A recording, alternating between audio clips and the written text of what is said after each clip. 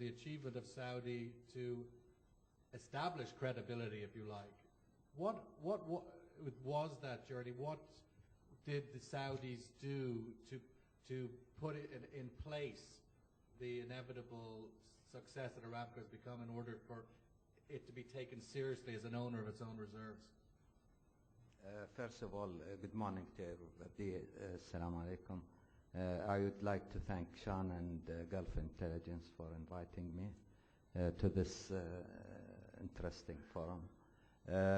As far as Saudi is concerned, you know, I believe that people all over the world believe in fairness.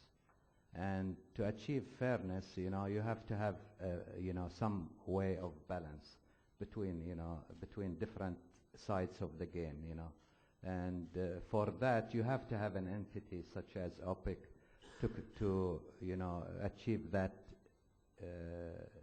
you know, equity and fairness. You cannot go and take the resources of some people somewhere in the world and use them up somewhere else to prosper and live better life and leave those people, you know, to their, you know, low level of living and sometimes even below poverty.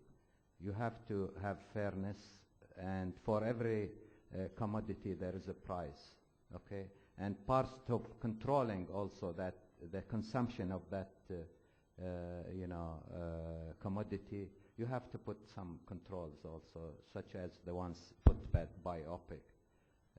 Otherwise, if the oil price would have been, you know, around, at that time it was 1 point something dollars per barrel, we would have run out of oil, you know, by now. People would have burned it, you know, easily, because it's cheap and you know, they can just burn it. Okay, so at that time, Saudi Arabia had the 4 mother companies, you know, Exxon, Mobil, Chevron, and Texaco owning Aramco.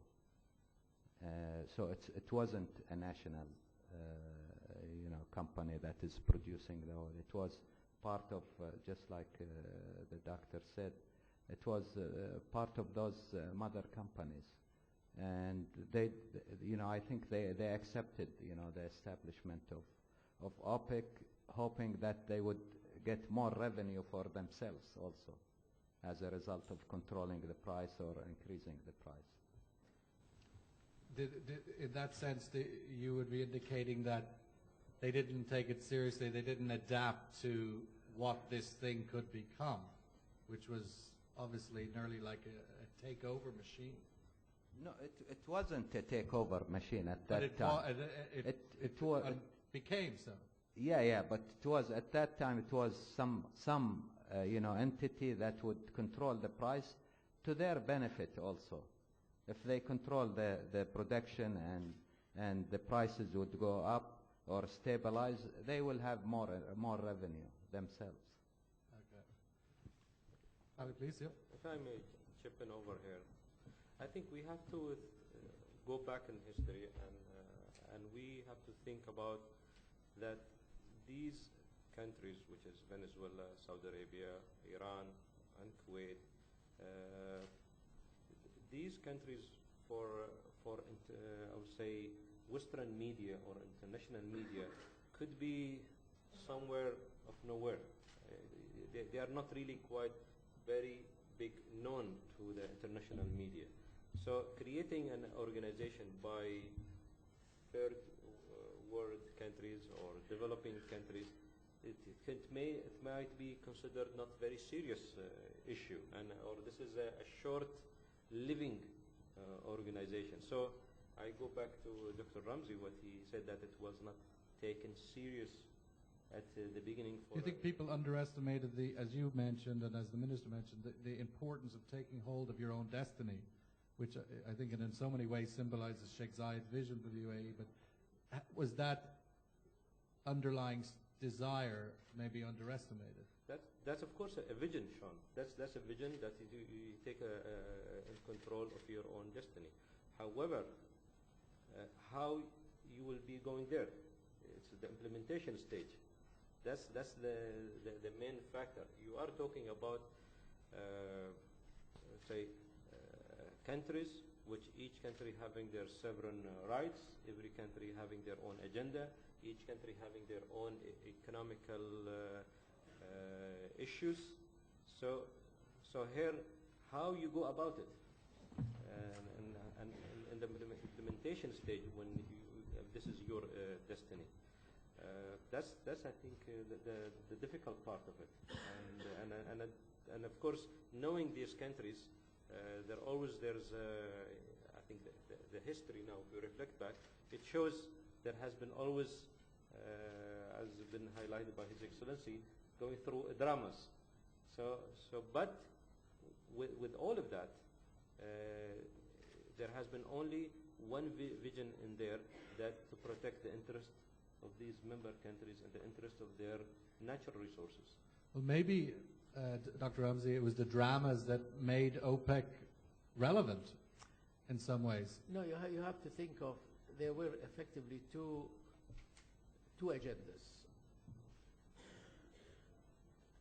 All OPEC countries, at least the founder members, if you look at them, they are different politically, and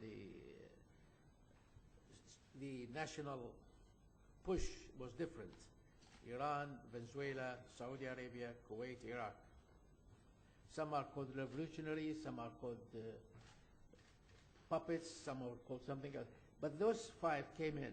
But there were two visions. One, if you look at the charter of OPEC statute, in it, in the introduction, says the objective of those countries is two things. One, get a fair income and a steady income for the people. And the other one, secure a fair return to the investors. So it's looking at two things. Undertaking to continue supplies to the consumers, get a fair return to the people for their resource, and also a fair return to the investors, who are the companies and the people. These are the general objectives. There was no basically written confrontational attitude in this. But what happened, if you look at the phases in which OPEC went through, the first period, which was the preparation period, the early period, was as if OPEC was building a secretariat, getting to know the business, getting to understand the business, and then also effectively some were digging trenches for a future confrontation. Some actually planned confrontation, the revolutionary ones. So when we got to the 70s, the early 70s, and then we had the boycott, which brought Saudi Arabia to the front at the time because of late King Faisal leading the way for this boycott, Israel boycott and oil boycott at the time. And then there we started the confrontational phase. Was that a moment, the boycott in itself? You said in your earlier statement that for the first decade or so, OPEC wasn't taken seriously. Was that a milestone in which you need to take us seriously? That was the first confrontational element which caused them to go actually and form the IEA. I mean, the formation of the IEA in 1974 was a result of that boycott. And then we went through that phase of the 70s where prices were going up. And here there is something which is very strange. A lot of us feel that we did not push the prices up. The prices were pushed up from without, purely to get the North Sea, Alaska, and the others to be economic. Till we got, and of course, during that phase, the 70s, we went through two things which were really, one was the stock